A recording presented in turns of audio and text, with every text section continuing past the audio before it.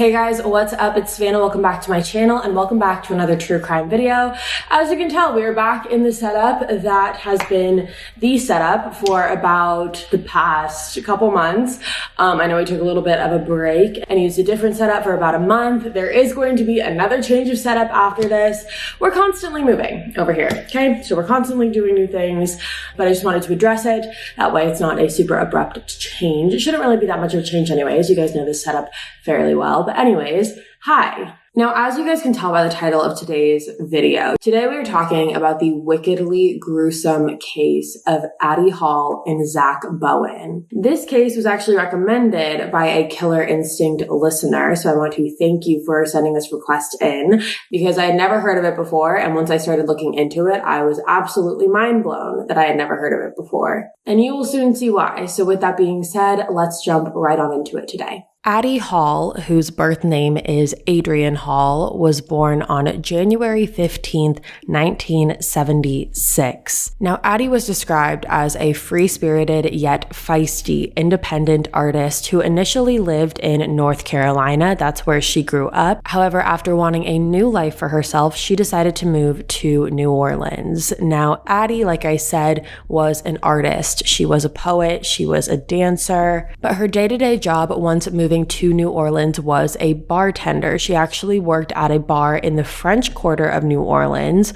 called the Spotted Cat. Now, the French Quarter, if you are unfamiliar, is a neighborhood in New Orleans that's home to the famous Bourbon Street. So she was right smack dab in the middle of all the action. And when it came to relationships, Addie moved to New Orleans after getting out of a very toxic and abusive relationship. So when she moved to New Orleans, she was very hesitant and very skeptical to start anything new with anyone. It really wasn't something that she was interested in. And along with that, something that Addie was also dealing with was her mental health. Addie did struggle with her own mental health. She had been diagnosed with bipolar disorder, and she would often take her medication irregularly, which would cause her to have erratic outbursts at random times. There was really no telling when these outbursts would happen. They just would happen. However, something that was a consistent pattern with Addie is that she would get very aggressive when she would drink alcohol or do any drugs. Her friends did say that the drugs and the drinking did turn her into a different person. However, despite all of this, despite what Addie was trying to work on and trying to fix within herself, she was living in a city that she loved. She was living a very bohemian,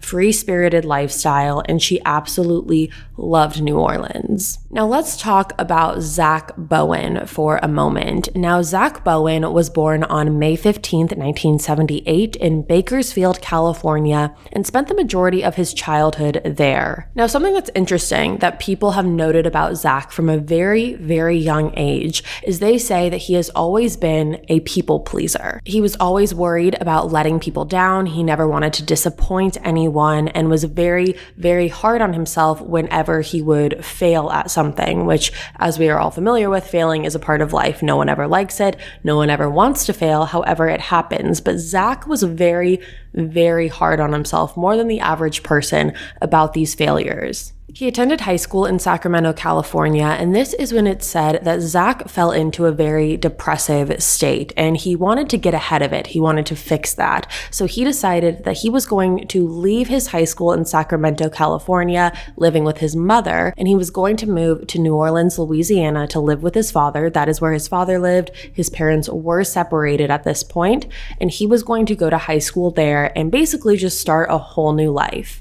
When Zack was 18 years old, he graduated from high school and got a bartending job, bartending on Bourbon Street. During this initial bartending job that he had is where he met a woman named Lana Shupak, and Lana and Zack immediately started dating, and soon after their relationship started, Lana discovered that she was in fact pregnant with Zack's child. Now, even though the idea of being a young father was slightly daunting on Zack, Zack really embraced this new title that he was about to have of being a dad. Zack and Lana actually ended up getting married, and Zack went on to join the army. And while he was in the army, he served 2 tours.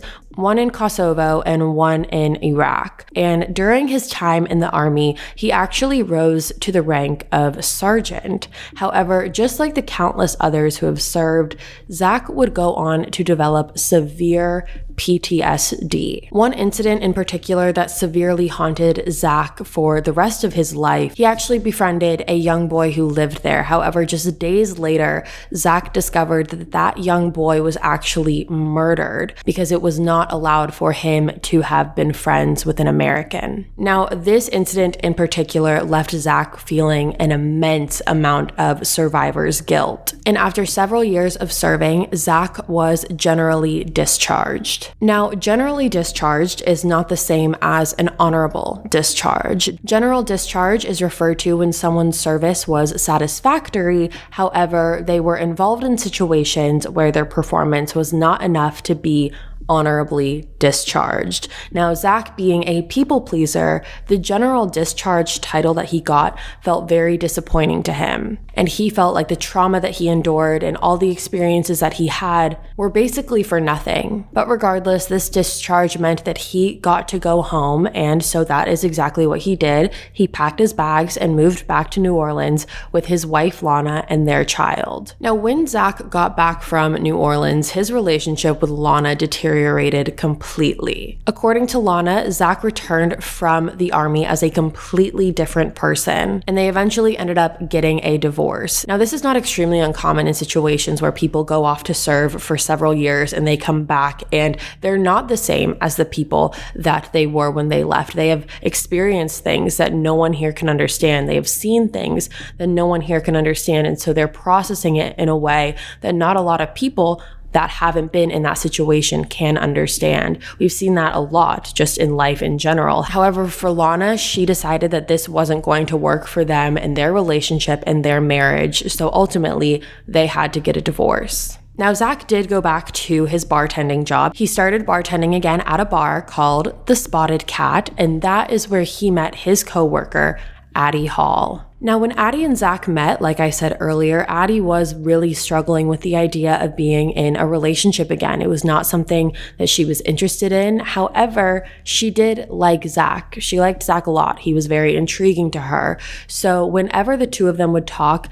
Addie had her walls up completely. However, she would tease him and flirt with him in a way that was more so playful and teasing him. That's essentially what it was. And she was doing this to see how much Zack could take, if Zack could put up with her, if Zack could handle her. And Zack did. From the beginning, Addie wasn't really sure if Zack's intentions were pure and if they were good. And she figured that he was talking to all of these other girls. However, Zack was interested in Addie from day one, and she was the only girl that he was talking to. Now, Zack and Addie shared a very similar lifestyle. They both loved going out and partying, and they also bonded over drugs. Now, in August of 2005, Hurricane Katrina hit, and this just so happened to be a couple weeks into the two of them dating. And instead of fleeing the city and getting out before the hurricane hit, they decided that they were going to stay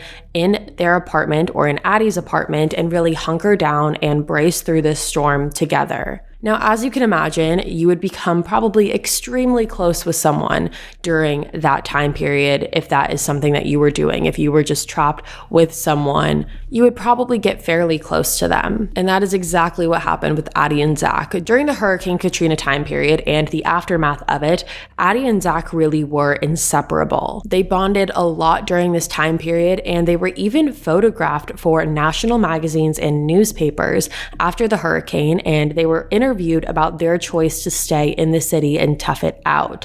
Now, if you're watching me on YouTube, I'll pop up some of the pictures right here so you can see. And as odd as it sounds, Hurricane Katrina really did bring Addie and Zack together. But along with that, it really took them out of reality. They didn't have a lot of responsibilities. They didn't have to go to work. Everything was shut down. And they were spending every waking moment together, and they're in the honeymoon phase of their relationship, so everything seems perfect. They would go to abandoned bars and they would steal the alcohol in the abandoned bars, and they would make cocktails for their neighbors or people just walking on the street in exchange for different items. However, when things started going back to normal and New Orleans started to open up again, this is where reality hit Zack and Addie a little harder than they expected. Now, what was really difficult for Addie is that she wanted Zack, but she just wanted Zack. She didn't want his ex-wife. She didn't want to deal with the child. Addie didn't want to deal with the life that Zack had prior to her, which included an ex-wife and a child and the history that he had. She just wanted him, and that was it. And obviously, that was not a possibility because Zack did have a history. He did have a past. He did have a child. And Addie didn't want to partake in any of that responsibility. It wasn't something that she was interested in. And so that, along with a multitude of other things, really took a toll on their relationship. And Addie and Zack started getting into a lot of arguments, a lot of fights. And these were not just your typical run-of-the-mill relationship arguments. These were very violent fights. These fights would sometimes happen when the two of them were sober, and then sometimes it would happen when they were under the influence of either drugs or alcohol. And the cycle really went like this. So they would fight, it would get violent, it would be explosive, and then they would break up, but then they would find their way back together. Their breakups were never final. Everyone who knew Zack and Addie knew that if they broke up, it probably wasn't for good because they were constantly breaking up and getting back together. However, Zack was getting pretty fed up with the uncertainty of their relationship and with the emotional roller coaster, and he wanted it to end. And so he told his friends that he was planning on breaking up with Addie. And he actually told Addie this. He told Addie that he didn't want to be in a relationship anymore. And this is when Addie pulled out kind of the final straw in their relationship. And she said that the two of them should start fresh. They should get an apartment together. Instead of just Zack living with Addie, the two of them should finally get their own place together, move in, and start fresh and really turn into the next chapter of their relationship. And Zack actually agreed to do this. And so the two of them moved into their apartment together. And this apartment was located on 826 North Rampart. And the second they saw the apartment, they signed the lease and immediately moved in. And when the two of them moved in, they moved in with both of their names on the lease. So both Zack and Addie's names were both on the leasing agreement. And along with that, Zack also paid 2 months' rent up front. That way they wouldn't have to worry about it when they moved in. Now, to no one's surprise, very soon after the two of them moved in together, and I am talking just a couple days, Addie decided to break up with Zack. And the reason it said that she did this was because she discovered that he was cheating on her. And to her,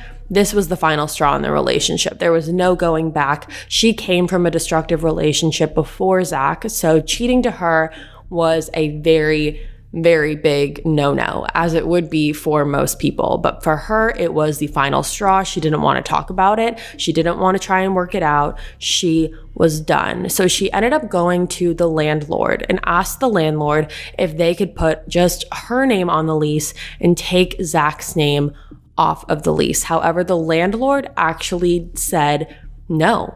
He said that he needed her to go back home with Zack and work out their relationship and try and figure it out between the two of them.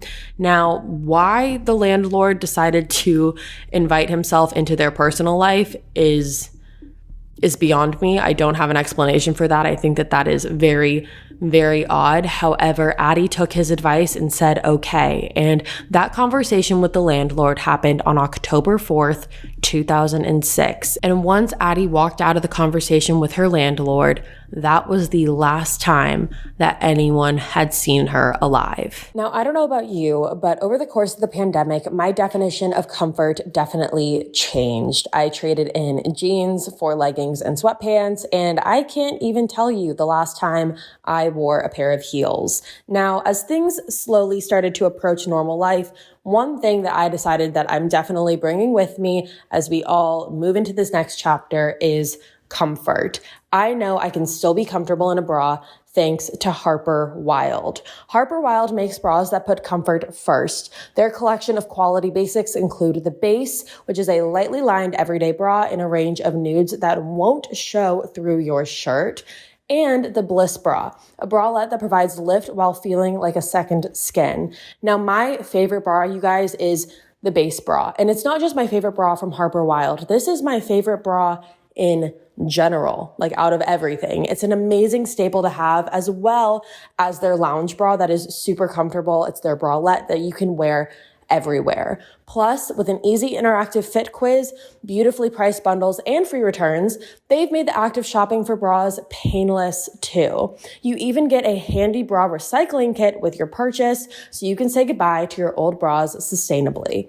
Harper Wilde makes everything about bras better. Stay in your comfort zone by going to harperwilde.com/killer today so you can get 20% off your first purchase, because the only thing better than a comfortable bra is getting a discount for just being a Killer Instinct listener. That's 20% off at harperwilde.com/killer, harperwilde.com/killer. Fewer, better things. That's the philosophy behind Kuyana, a San Francisco-based brand that encourages customers to purchase fewer but better quality pieces that you will love and treasure for years to come.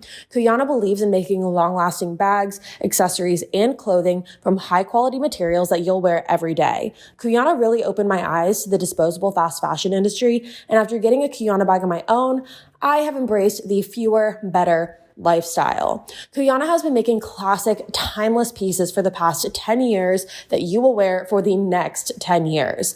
Their leather bags are timeless, functional, and versatile for all occasions, whether that's work, going out, weekends, and all your micro outings as we re-enter the world. You can also really feel the quality of the leather, as every product Kuyana makes meets the highest standard of craftsmanship while also working towards their sustainability goals.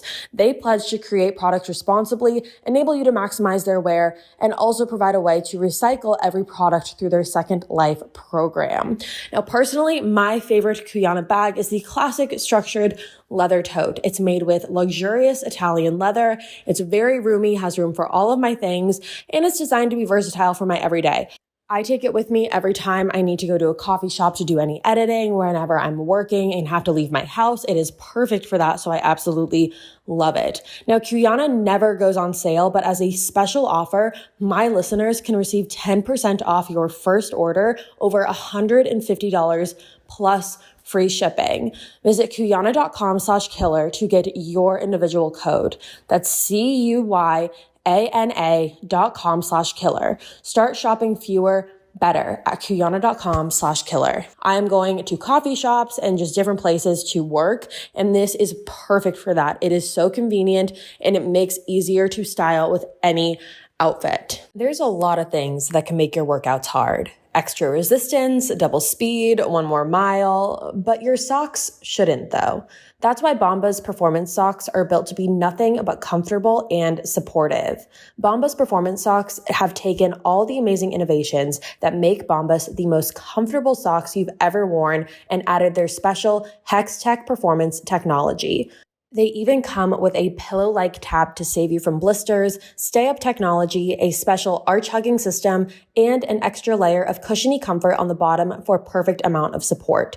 They come in different styles for every sport with specific design features to help you optimize performance and keep you comfortable no matter what you're doing. And like all of their socks, for every pair of Bombas performance socks you buy, they donate a pair to someone in need. They've actually donated over 45 million pairs so far, which is amazing. Now, you guys, I have always struggled with my socks, and I know that sounds like a funny thing to say. However, I am always struggling to get socks that fit me just right, that don't overheat my feet, that aren't going to give me blisters. And when I tried Bombas, I could immediately tell the difference. I've actually gotten my entire family hooked on Bombas socks as well. So if you guys want to check out Bombas socks today, you can go to bombas.com/killer and get 20% off your first order. That's BOMBAS, bombas.com/killer for 20% off, bombas.com/killer. My dog is a huge part of my family, and that's why when it comes to keeping Dash safe, happy, and secure, I knew the Halo collar was the only collar I would use. Halo is the only smart system with a collar that trains, tracks, and protects your dog so they can safely run free. Set up Halo fences by walking the perimeter with your collar or at the touch of your finger in the Halo app. Train with natural, simple, profound communication via the custom feedback you set for your dog, and it can even include your own voice. choice. Stay connected to your dog and see what they're doing, from activity to safety status, at any time you want. Check out the 90-second video on shophalocollar.com/killer to see how easy it is to set up and use. You guys, I do not mess around when it comes to my dog's safety, and Halo has been such a lifesaver in knowing that I am securing my dog's safety no matter what, no matter where I go. And I've even told all of my sisters and my family members about this collar. We are a huge dog family, and they have all started using it as well. And my sisters in particular have said how much of a game changer Halo is. Now take advantage of this special limited time introductory offer today. Save 20% on your Halo collar by going to shophalocollar.com/killer. That's shophalocollar.com/killer to save 20%. You must go to this site to get this offer, and it can only be gotten here. shophalo.com/killer. Now 2 days later, on October 6th, 2006, Addie was nowhere to be seen or heard from. And whenever any friends would ask Zack, "Where's Addie? Why haven't we seen Addie?" he told them that Addie actually left him. He said that the two of them had gotten into a really big fight, and she decided to move back to North Carolina and break up with him, essentially. Now, there were very mixed feelings from this news. To hear that Addie moved back to North Carolina, for some, was very, very hard to believe, because they knew how much she loved New Orleans. She loved the life that she had created for herself. She loved her lifestyle. So to hear that she was moving back was very, very strange and very abrupt. However, there were also people that knew Addie who said that she was very, very unpredictable. When she put her mind to something, no matter what it was, she was going to get it done. So a lot of people believed that if she wanted to leave Zack and go back to North Carolina, she would have done so, no questions asked, without telling anyone. And along with that, Addie did have a tendency to run away. She ran away from North Carolina, so what was to say that she wasn't going to run away from New Orleans? However, when it came to Zack's behavior on October 6th, 2006, he went into work that day like any other normal day. However, his coworkers remember that he was acting a little strange. They said he was really quiet. He wore his sunglasses on inside the entire day, as well as a hat, which wasn't really a part of uniform. However, a lot of people just chalked it up to him being upset that Addie left him and thought that that was the reason for his bizarre behavior. Now, the days that followed Addie leaving Zack, Zack went absolutely crazy with the partying. He spent thousands of dollars at strip clubs and drinking at different bars and doing drugs and sleeping with prostitutes, and people just coughed it up to, again, that was the way that he was going to cope with Addie leaving him. However, on October 17th, 2006, Zack went to the Omni Royal Hotel and drank at their rooftop bar until he was blackout drunk. After getting blackout drunk, he then went to the 7th floor of the building and jumped off of the building, ending his own life. Now, when authorities arrived on the scene and saw Zack's body, they looked in his pockets, and in his back pocket, they discovered a handwritten note as well as his army dog tags that were inside of a plastic bag. And along with that, they also discovered the keys to his and Addie's apartment in the front pocket of his pants.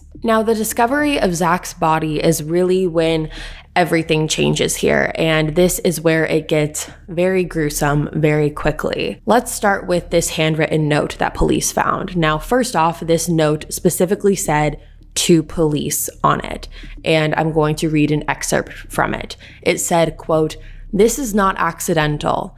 I had to take my own life to pay for the one I took. If you send a patrol car to 826 North Rampart, you will find the dismembered corpse of my girlfriend in the oven, on the stove, and in the fridge, along with full documentation of both of us and a full signed confession from myself." End quote. Now, obviously, seeing this note, authorities rushed straight away to the apartment, and when they walked in, they could not believe what they saw. Now, the first thing that authorities noticed was how cold the apartment was. The apartment was set to 60 degrees, and the reason for this was because Zack was trying to preserve Addie's body for as long as possible. On the walls of the apartment, Zack had spray painted the words "I'm a failure," as well as his ex-wife Lana's name and her contact information. That way they could let her know that he had committed suicide. Now, when they got to the stove in the kitchen, they found Addie's remains. They found her head that had been decapitated from her body in a pot that was burning on the stove. Along with that, there was also another pot on the stove that contained Addie's hands and her feet. Now, when police opened the oven, they discovered Addie's arms and her legs that were actually said to have some sort of seasoning on them. And when they opened the fridge, that is when they discovered her torso in the fridge. Now, next to the two pots on the stove, there were actually cut up potatoes and carrots, possibly insinuating that this was going to be some sort of cannibalistic act. However, police are not sure if that was actually the case, if he actually was planning on eating the dismembered body parts. However, from the looks of it, it does look like that's where this was headed. Now, they also went on to find a journal that Zack had been writing in, and in this journal, it was his confession. And I'm going to read it to you again. It says, quote, "Today is the 16th of October at 2 a.m. I killed her at 1 a.m. on Thursday, October 5th. I very calmly strangled her. It was very quick. Halfway through the task, I stopped and thought about what I was doing. The decision to halt the first idea and move to plan B, which is the crime scene you are now in, came after a while. I scared myself, not by the action of calmly strangling the woman I've loved for 1.5 years and then discreting her body, but my entire lack of remorse. I've known for forever how horrible a person I am. Ask anyone. And I decided to quit my jobs and spend the $1,500 cash I had being happy until I killed myself. So that's what I did. Good food, good drugs, good strippers, good friends, and any loose ends I may have had. I didn't contact any of my family, so that'll explain the shock, and had a fantastic time living out my days. It's just about time now." End quote. Now, as you can tell, the police were in shock that they got this confession from him and that he wrote all of this. And along with all of this, when Zack's body underwent an autopsy, the medical examiner noticed that there were bruises on Zack's body that did not correlate with any bruises that he could have gotten from the fall. And it was actually concluded, because there were 28 bruises and Zack was 28 years old at the time, Zack self-inflicted these bruises on himself to indicate the 28 years that he perceived himself as a failure. Now, along with everything I just read to you in the journal, Zack also admitted that after he had strangled Addie, he fell asleep next to her corpse after committing acts of necrophilia several times, and when he woke up the next morning, he went to work like everything was normal, leaving Addie's body to decompose in the apartment. And it wasn't until days later that Zack decided to dismember her body. So her corpse was just sitting in the apartment for days until Zack decided what he wanted to do with it. Now, if you have heard of this case before, we're going to kind of step away from everything that I just told you. If you have heard of this case before, you more than likely have heard of the possible significance of the crime scene and where this horrific act occurred. Now, whether you believe this or not, this is strictly up to you. This is just a piece of the case that has been mentioned in literally every source that I have searched, and I think it is important to talk about whether or not you believe it. Now, the apartment, like I said, was located at 826 North Rampart, and that specific address is located above the Priestess Miriam Voodoo Spiritual Temple. This is a well-respected cultural establishment in New Orleans. However, many have connected this murder with having something to do with the location of the apartment, meaning that there has to be some connection with the voodoo temple and this murder having some sort of connection. Now, the apartment itself is actually a tourist attraction now, and you can go visit it when you go on the ghost tours in New Orleans. Now, a lot of people connect voodoo and all of those things to being linked to darkness. However, a lot of people say that that is not true. It has nothing to do with darkness, and in fact, it's more of a healing and spiritual practice. Now, personally, I don't really know enough about voodoo or any of that to comment on what it means or what it stands for or how this could possibly connect to Addie's murder. However, what I can say is I truthfully believe that Addie's murder had absolutely nothing to do with where their apartment was located. There's nothing supernatural about Addie's murder. Now, something that I also want to point out, just because I feel like it's an interesting twist into this case, is that one of Zack and Addie's closest friends also went on to become a murderer. Now, it's never been proven to have any connection with Addie's murder. This woman has never been connected to Addie's death.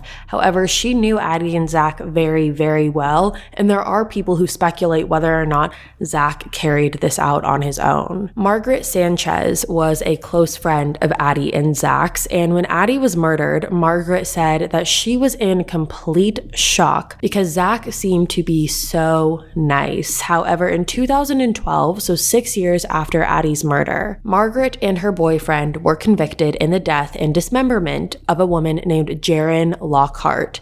Jaren was a dancer at a club, and Margaret and her boyfriend convinced Jaren to come home with them for a quote-unquote private performance. Now, this private performance ultimately ended up with Jaren being stabbed in the chest and then her body completely dismembered before it was thrown over a bridge and into the river. Now, both Margaret and her boyfriend were arrested 6 days after the murder at a traffic stop. And again, while there is no connection with Margaret and Addie, meaning there's no evidence to connect Margaret to Addie's murder, it is a strange coincidence. So that is the case of Addie Hall and Zack Bowen. It is unfortunate that Zack will never be able to be brought to justice for the horrific crimes that he committed against Addie. However, he is no longer walking on this earth. So that is the, I guess, good news out of this. That is Addie's justice, even though it doesn't really feel like it. Now, like I said, there are tours happening in New Orleans. They're the ghost tours, I believe that they're called, and you can go see the apartment. You can go see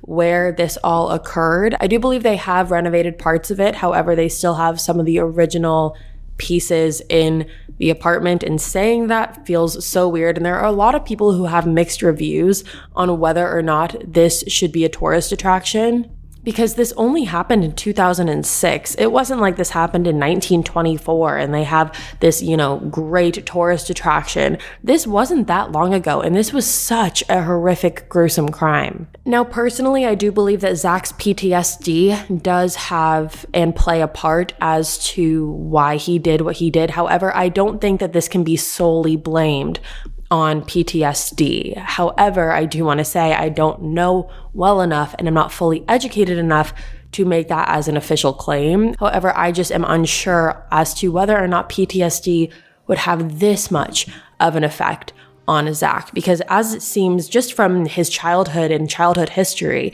it seems like he has struggled in the past with depression and not feeling good enough and being a people pleaser. And him and Addie's relationship has always been explosive up until this point. So I am really interested to hear what you guys have to say about this one. All right, you guys, that is all for me today. Thank you so much for tuning in to another true crime video here on my YouTube channel. If you're new here, hi, my name is Savannah. I make videos a couple times a week. You should subscribe and join the family. I love you guys so much. I'll be back in a couple days with a brand new one. Stay safe. Bye, guys.